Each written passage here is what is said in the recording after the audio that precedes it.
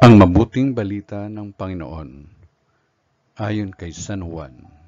Papuri sa iyo, Panginoon. Noong panahong iyon, si Jesus ay pumunta sa bundok ng mga Olibo. Kinaumagahay, nagbalik siya sa templo. Lumapit sa kanya ang lahat, kaya't umupo siya at sila'y tinuruan. Nooy dinala sa kanya ng mga eskriba at ng mga Pariseo ang isang babaeng nahuli sa pakikiapid.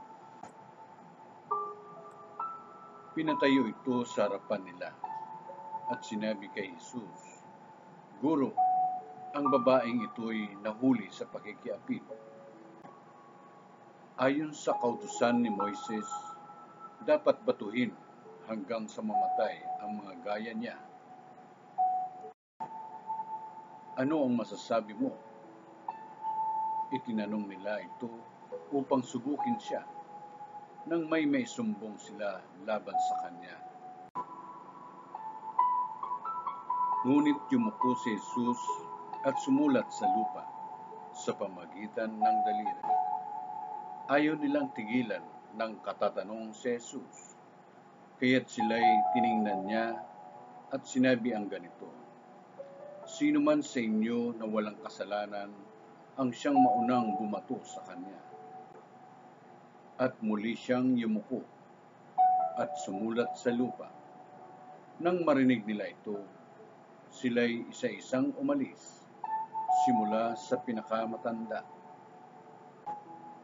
Walang naiwan kundi si Jesus at ang babaeng naroon pa rin sa harapan niya. Tiningnan siya ni Jesus at tinanong, "Nasaan sila? Wala bang nagparusa sa iyo?" "Wala po, Ginoo," sagot ng babae. Sinabi ni Jesus, "Hindi rin kita parurusahan. Humayo ka at huwag nang magkasala." Ang mabuting balita ng Panginoon. Pinupuri ka namin, Panginoong Jesucristo.